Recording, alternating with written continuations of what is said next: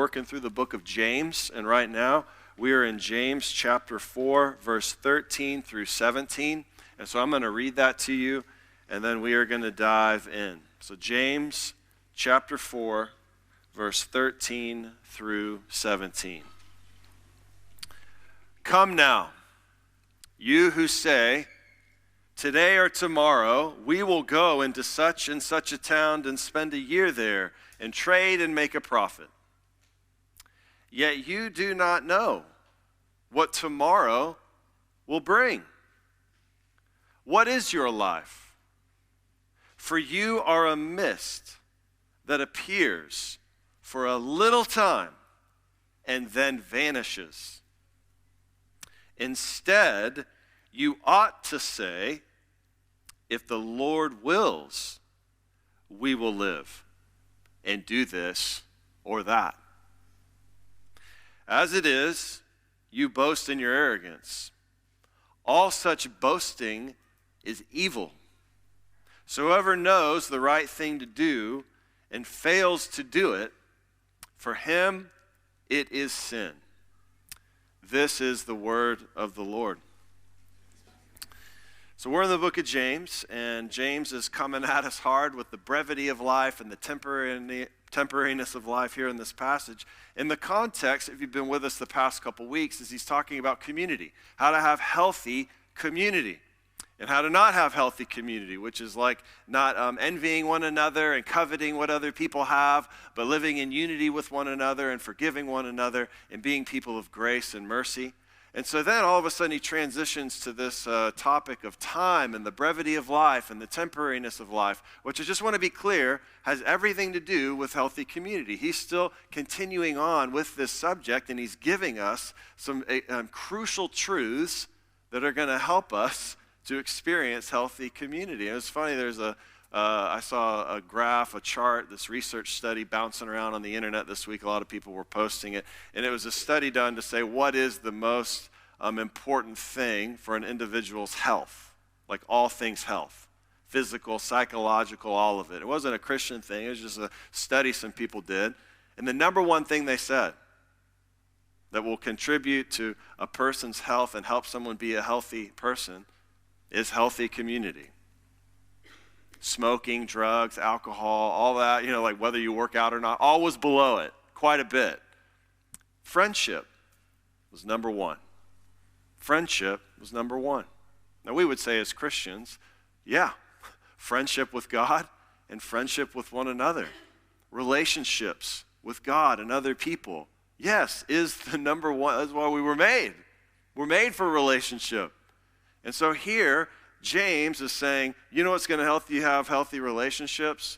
Knowing that you are temporary. Knowing that your life is very short. Knowing that you're not as important as you think you are. And just enjoying what it is that you have around you in this short little time that we have on this earth. And so he's talking about the brevity of time. I mean, you guys, we talk about this a lot. There's this, when we're talking about our lives and our past, we'll say, it's a common thing people will say, is we'll be like, man, remember when we graduated high school? I mean, it feels like yesterday. It feels like yesterday. But it was over 25 years ago. Where has the time gone? Time flies. Or you might say, man, remember when you met your wife? Man, it just feels like I can see it when I first met my wife. But man, that was like 30 years ago. Where has the time gone? All of a sudden now, we're halfway through our lives. Or you might say, remember the day we got married? Or remember when I got my first job? And it's like, or you had your first kid, and it's like, whoa, that was 8 years ago? Where has the time gone? Time flies. That is what James is talking about. He's saying, yes, time is short. And how we view our relationship with time and where God is in all that and where we are in all of that is crucial. He actually is saying there's a way to look at time that's arrogant and evil. There's even a way to look at time and look at planning And look at the way that you use your time that's arrogant and evil. It's what he's saying. So we're going to look at this. 3 points. 1, what is he saying about time? The unpredictability of time. 2, the brevity of life. And 3, that we need to surrender our time to God. That we surrender to God our time. So number 1, the unpredictability of time. Notice in verse 13, come now, you who say. You say something. Here we have, in this passage, he's drawing another, James is always drawing contrasts.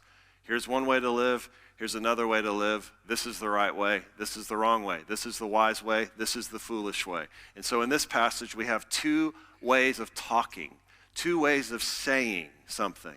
Verse 13, come now you who say this. And then in verse 15, instead, you should say this. Don't say this, say this. So what's verse 13? Come now you who say, today or tomorrow we will go into such and such a town and spend a year there and trade and make a profit.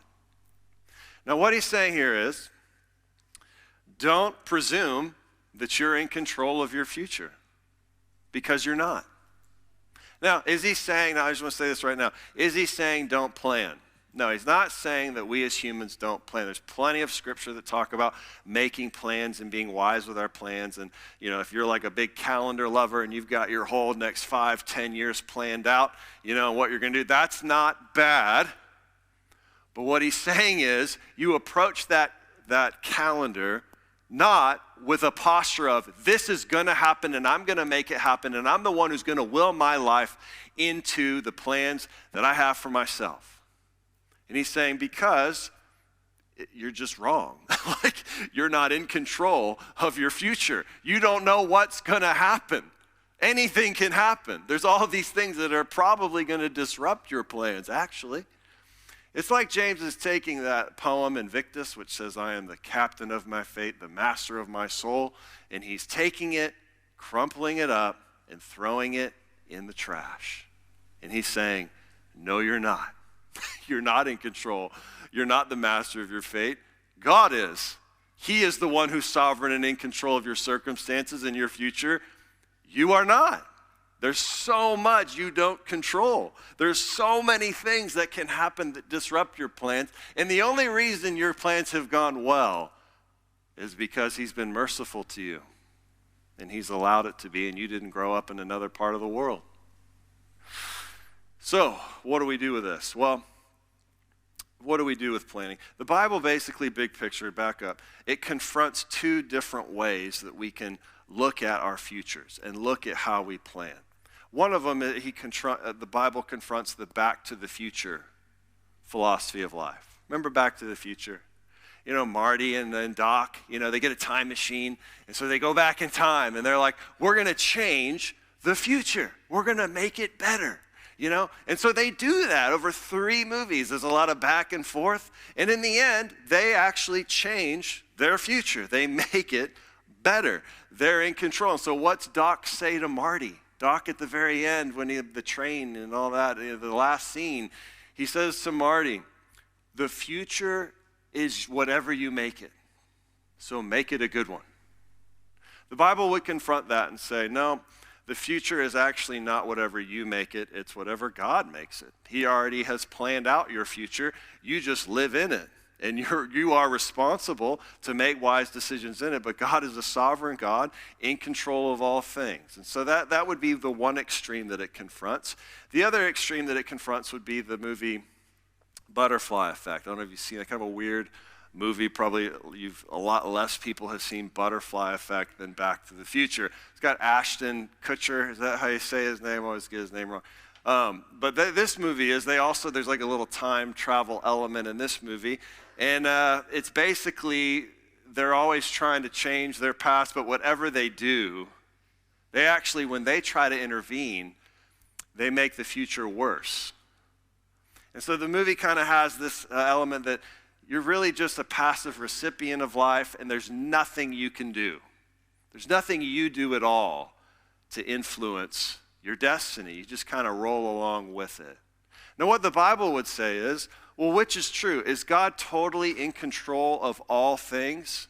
Or is man responsible to make wise decisions and, follow God and do things and take the initiative? And the answer would be, we believe both. They're both 100% true. It's not like 50-50 or 70-30. 100%. God is sovereign over all things. Every detail. He's in control of it. But at the same time, J.I. Packer calls it a paradox, we are also 100% fully responsible. It's kind of like light. J.I. Packer has this illustration. It's like light. You look at light, and scientists will say light is rays. And then they'll look at light and say, light is particles. Light is rays. Light is particles. Well, wait, is that a contradiction? I don't know. They just both somehow mutually exist together. So at the same time, God is fully in control of our future, but we are called to act responsibly within it. So if you're questioning, where does the Bible say God is sovereign over every detail? Here's a couple awesome verses. One, Ephesians 1:11. Listen to this. It says God, context, God, who works out everything in conformity with the purpose of his will. God works out everything. What's everything? Everything in conformity with the purpose of his will. Number two, Proverbs 16:33. The lot, like a dice, think of a dice, the lot is cast into the lap, but its every decision is of the Lord. Even every casting of a dice, that God decides and knows what it's going to be. If he knows the future, you basically say it like this. Does God know everything? Does he have all knowledge? Does God know everything? If the answer to that is yes, then he knows the future. If he knows the future must be set. You can't know the future and not have it be set in place. You could get in, we're not going to get into this, but you could get into this well, maybe he knows a million possible scenarios. It's well, then you're just getting into some crazy stuff, and you're getting into what the Bible doesn't clearly teach. Acts 4:28. The context here is the apostles believe that God planned everything out. They're referring to Herod, Pilate, and all the Gentiles put in Jerusalem around the time of Jesus' death, burial, and resurrection. And what is their comment on it? All of them were put there to do whatever your hand and your plan had predestined to take place. It's like an all-encompassing statement that all that stuff that happened around Jesus' death, burial, and resurrection, every little detail, Herod, Pilate, all the Gentiles, everything that happened was according to God's predestined plan. Job said this. Job, who went through worse suffering than anyone in this room, he said, from the hands of the Lord come blessing and evil. And then the comment says, Job did not sin with his lips. When he said everything comes from the Lord, the good things, the bad things, all of it comes from him. He did not lie with his lips when he said that. Genesis 50:20. Joseph says this, he's saying to his brothers who harmed him, you intended me harm, but God intended it for good, to accomplish what is now being done, the saving of many lives. Even the crazy hardship that Joseph went through, he's saying, this was orchestrated by God. This was orchestrated by God. Romans 8:28. All things. What would be included in all things? All things work together for good to them who love God. Now, what do you do with this? And why am I sharing all this? Well, James here is saying, hey, if you say to yourself today or tomorrow, here's what we're going to do. We're going to go into a town. We're going to make a profit. We're going to advance our names. We're going to make a name for ourselves. This is what's going to happen. James is saying that's the wrong posture. The posture is we plan, yeah, but we plan with hands open in a posture of, but God can do whatever he wants and we don't know what he's going to do. And we're going to trust him with whatever he does. Because he ultimately is sovereign and we are not. You see, like right now, could be really hard things in your next month. In your next month, there could be some of the hardest things you've ever faced. Well, who's planning on that? Who's like, I'm planning on the worst thing that ever happened to me to happen next month? No, our minds naturally go toward, I'm going to expect good things. But we don't know that. There could be really hard things coming. And when they happen, what's going to help you through those? What I believe the Bible is clear about, the thing that's going to help you in your suffering more than anything else, is knowing that God hasn't lost control, that he's still in control, he's still powerful, and he's using them to make you better and to accomplish his good purposes. But at the same time, this next month, some of the best things that have ever happened to you may happen. I mean, maybe someone will walk in here that'll be the best friend you've ever had in your life. And you may begin to start a friendship with someone that's the best friendship you've ever had. Or you may be blessed with a new job or a new career or whatever. There's going to be some amazing things that could happen to you in the next month. What's also important to recognize is that if those things happen, whose will was that? Was that because you're smarter than the next guy? Or a little more gifted than the next guy or girl? James would say, it's because God is merciful and it was his will that he would bless you in that moment. We live with a posture of, I'm going to make plans, yes, and try to be wise with how I live, of course. But God is the one in control. St. Augustine said it like this when he was referring to the fall of Rome and the city of God. Everything that happens because God willed it to happen in the way that it happened before it happened. Everything that happens because God willed it to happen in the way that it happened before it happened. Because God knows everything. He knows the future, and he's in control. See, the first time I heard this truth, I had heard it, but the first time it set in that, oh, wait, this is what the Bible is teaching, I'll be honest, I was mad about it. I was mad. I was angry. Because I wanted to be in control, and I wanted to take credit for things, and I wanted to know that I had more of a stake than I actually did. But I'll tell you what, when it became a comfort, when it became life-saving for me, it's just honestly when I first really suffered hard. When I really first suffered hard, I was like, how do people get through life if they don't believe that God is sovereign? So one of the ways that we need to view time is that it's unpredictable. You who say you're going to go do this or that, James says, no, that's actually arrogance. It's presumption. You're presuming that you know more than God does. Number 2, we have the brevity of life. The brevity of life. Verse 14, he says, yet you do not know what tomorrow will bring. You don't know what's going to happen tomorrow. And then he's like, what is your life? I mean, what a big question. What is your life? What is your whole life? His answer, for you are a mist that appears for a little time and then vanishes. You are a mist that appears for a little time and then vanishes. He's saying, your life, here's a spray bottle. Any volunteers? Okay, I'll just pick somebody. Bobby. All right, Bobby. Here is your life. Well, no, that was actually weaker than so. Let me get it going. All right, ready? Here it is. Bobby. Oh, I broke it. Oh. Wow.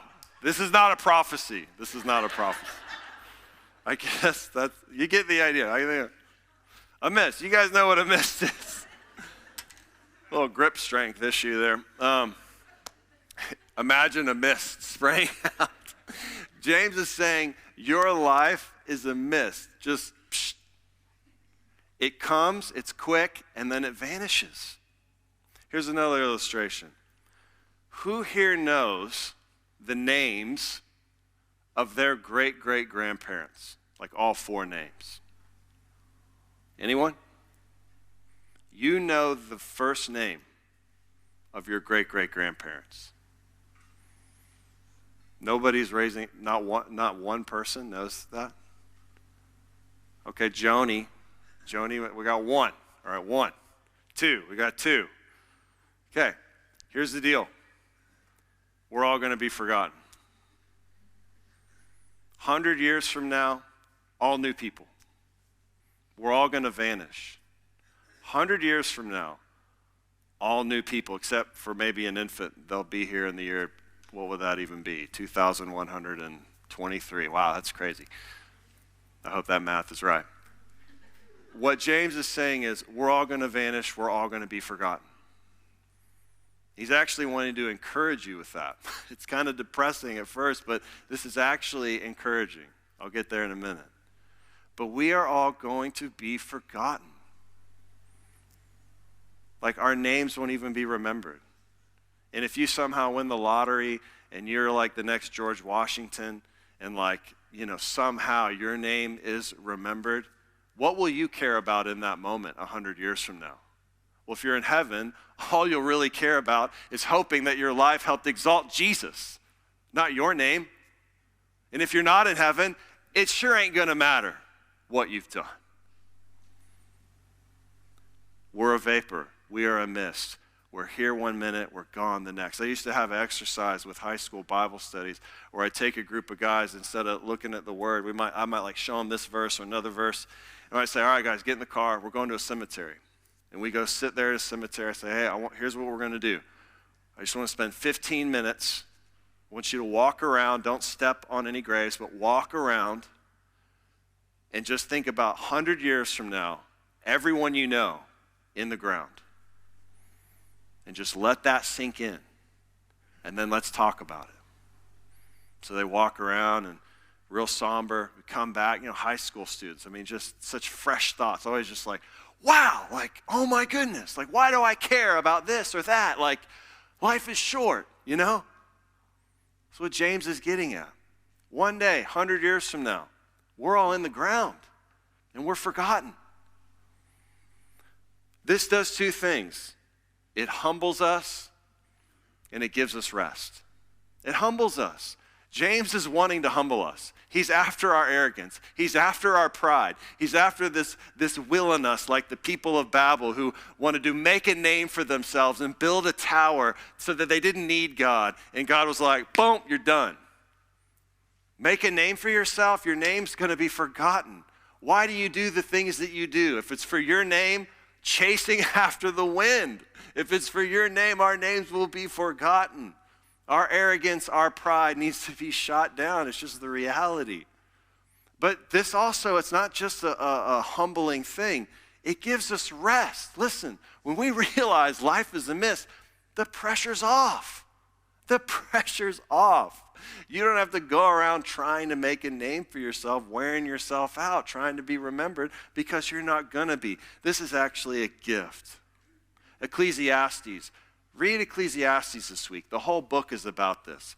Ecclesiastes 5:18, he says this, behold, after he's been talking about all of your attempts to try to find meaning and significance in this life through your accomplishments. He says, behold, what I have seen to be good and fitting is to eat and drink and find enjoyment in all the toil with which one toils under the sun the few days of his life that God has given him, for this is his lot. Ecclesiastes, Solomon has as much wisdom as anyone's ever had, and he says, look, you're going to be forgotten. All your pursuit of significance in your work is a chasing after wind. So man, enjoy the people in your life. Enjoy the food. Enjoy the fellowship. Enjoy what you have around you, the good gifts God has given you. Enjoy them now. And seek to exalt Christ. Because in heaven forever, that's all you're going to care about, is exalting Jesus and making him look good. So enjoy the good gifts God has given you. And chill. You're not that important, and you never will be. Your life is a mist. My life is a mist. And that gives rest. Then number 3, we surrender to God's plan. What do we do with our time? What do we do with our time? if it's true that our life is a mist and will be forgotten, and it's also true that we're not in control of our future, God is. What do we do then? Well, we surrender our plans to God. Verse 15, instead, you ought to say, if the Lord wills, we will live and do this or that. If the Lord wills it to be true, then it will happen. As it is, you boast in your arrogance. All such boasting is evil. So whoever knows the right thing to do and fails to do it, for him it is sin. I had a seminary prof. He had been a missionary in Egypt for, I think, 2 decades. And he told us this story once. I won't forget it. And it was a very interesting story that the community that he was a missionary to in Egypt was a Muslim community. So he was trying to share the gospel with Muslims, and they were actually very hospitable. And so he got to know a lot of people very well. They'd linger over meals. They'd get to know each other. They became really good friends with these people. And he said that one of the details of this community and many of the Muslim communities is that a saying that they say all the time is, if the Lord wills, if the Lord wills, if the Lord wills. Like we say, see you later, or we might say, looking forward to it. I'm looking forward to meeting, because we're definitely going to meet, right? They will say, if the Lord wills, if the Lord wills, if the Lord wills. We don't know. Only what's going to happen is if the Lord wills it to happen. He said it was just fascinating, and it at first really caught him off guard, because it's just constantly saying, if the Lord wills. And obviously they're talking about Allah, we're talking about Jehovah, 2 different gods. That God we don't believe is real, but they're still living with this mentality of the future is God's. And only what's going to happen is if his wills it to happen. And he said, his observation was, what he thinks this did to them compared to us and how we plan is they lingered more. They were in less of a hurry. Think about it, though.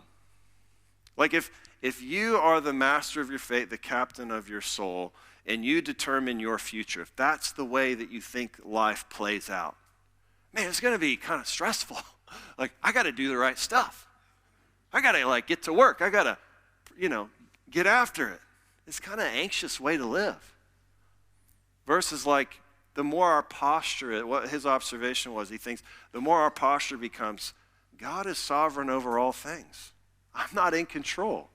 Over time, it helps us to rest in his plan and not always be in a hurry. Now, I struggle with this. I asked Joel, I can't be in a meeting for more 45 minutes. A meeting's 45 minutes, I'm like, let's go to the next thing. And this really convicted me this week. What are some ways that I need to linger more and not try to be constantly thinking that I'm in control of my future? And then it's all on me to get things done. Because I'm going to be forgotten anyways. And God is in control and he's good. And he wants me to enjoy the people around me and enjoy the food that's before me and enjoy the good gifts that he's given us. So what's this about, this line, as it is you boast in your arrogance? You see, you kind of know, one of the signs of where you know you're not trusting God's will is where you boast.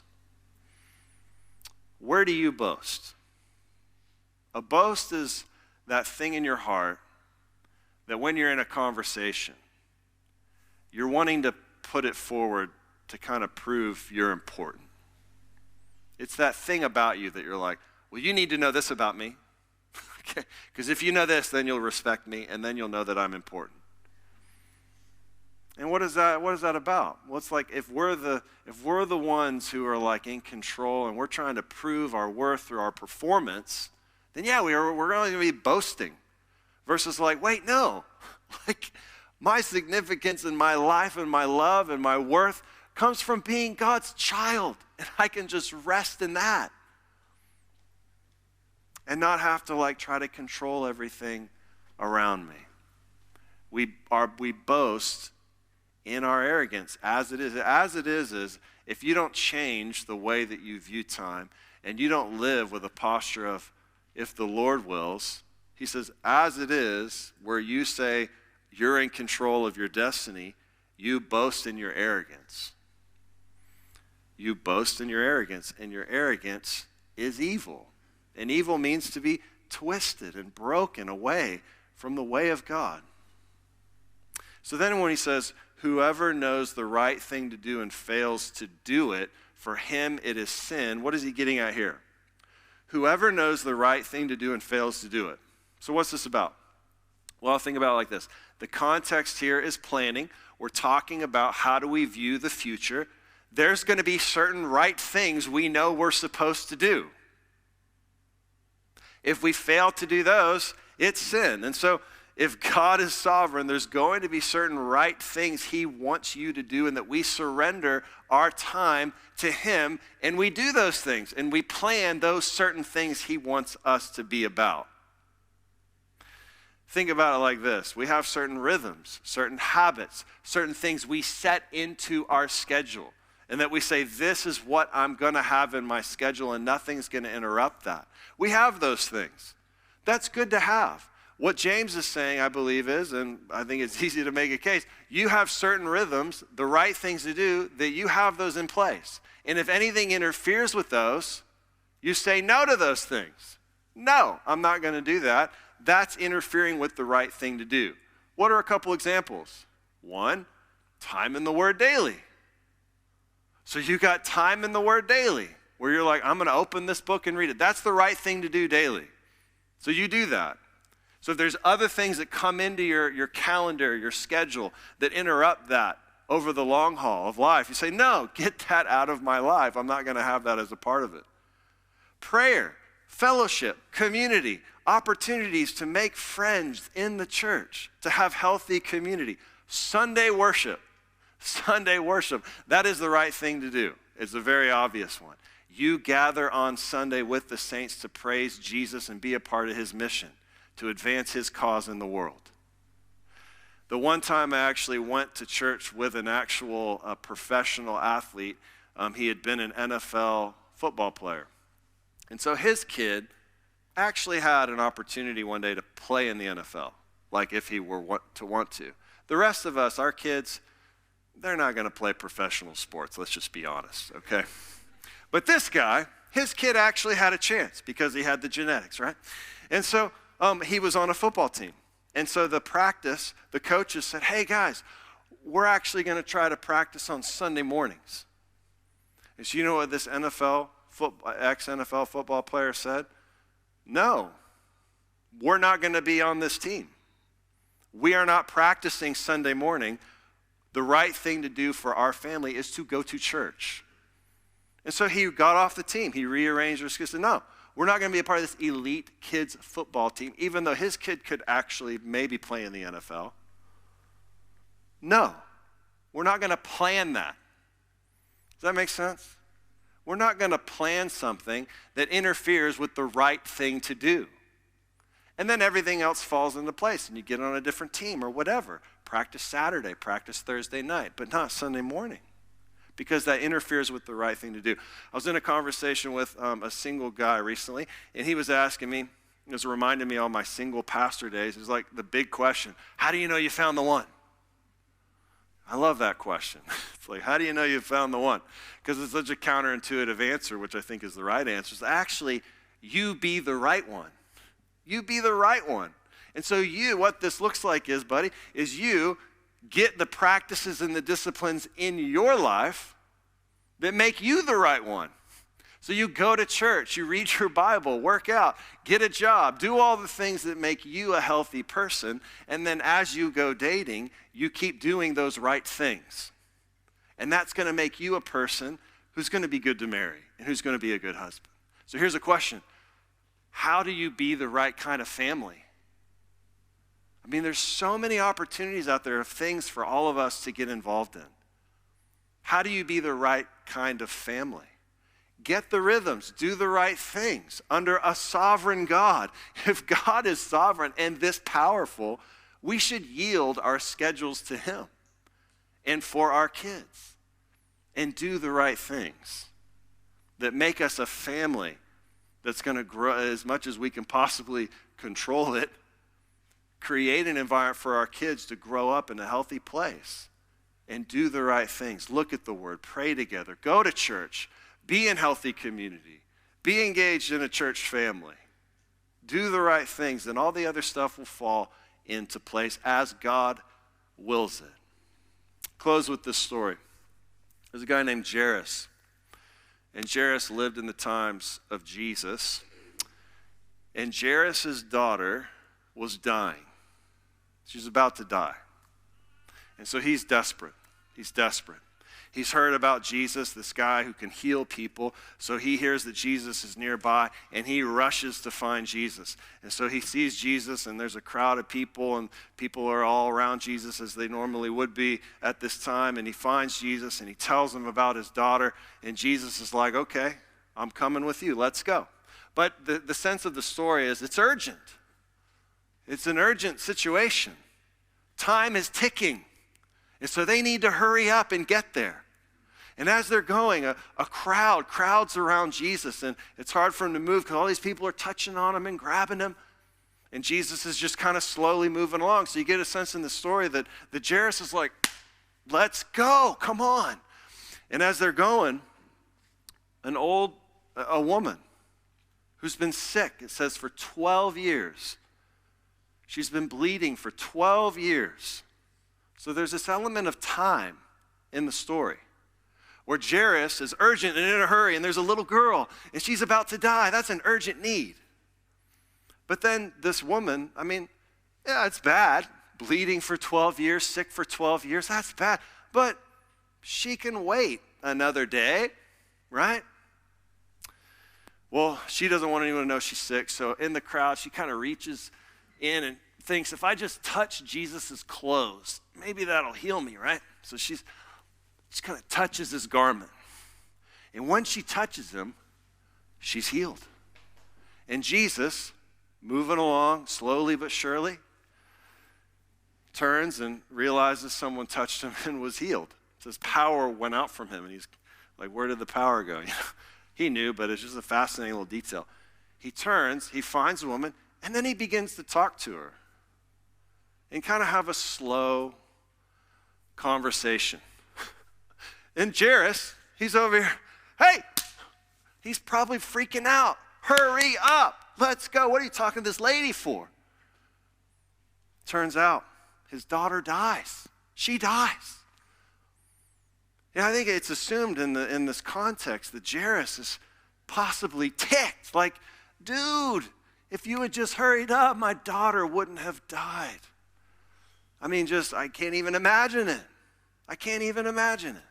The frustration that he might have had in that moment. Well, Jesus heals the woman, gives her some wisdom, goes on over to Jairus' house, walks in. He's like, where's the girl? She's laying there dead. Everybody's grieving and mourning. He walks up to her slowly. Little girl, wake up. She wakes up. She's alive. He brought her back from the dead. And obviously Jairus and his family are probably losing it. There's a lot of points in this story, but one of the points is this. Jesus' time is different than our time. If we were in control, we would will our life to be very different. But Jesus has reasons we don't have. He sees things we don't see. He has purposes we don't have. So we've got options. We can either be frustrated and mad and bitter and angry toward him, or we can surrender and say, Jesus, you know more than I do. You are in control, and you are good, and I trust you. Even though it's hard, I choose to trust you. I'm going to make a choice to trust your sovereign purposes in my life, whatever that may be. Because Jesus himself did that for you. He did that for you. There was a moment where he was in the garden and he saw what was coming toward his life. The Father's will for his life was that he would suffer more than anyone ever has or ever will, and take the wrath of God upon himself in our place, and take our sin and take our punishment upon himself. And as you may have heard, he said to the Father, he prayed, Father, is there some other way? But even in that moment, not my will, but yours be done. Not my will, but yours be done. And he went to the cross, he broke his body, he shed his blood for you, so that you would learn to trust God, that God is good, and you can trust him and follow him and surrender your life to him. So as we come to take of the cup and the bread, that's what we're going to do this morning, is receive it and receive his body and his blood as a reminder of what he's done for us. And hopefully we will leave here this morning, Father, help me trust your will more. Father, thank you so much for this word, that our life is short, our life is a mist, but that yours is not, and you live for eternity, and we will live with you for eternity, being loved by you forever. So we can let go of the things of this earth, and we can love the people around us and enjoy the people around us, knowing that you have a purpose and a plan for our life and our suffering. We pray this in your name. Amen.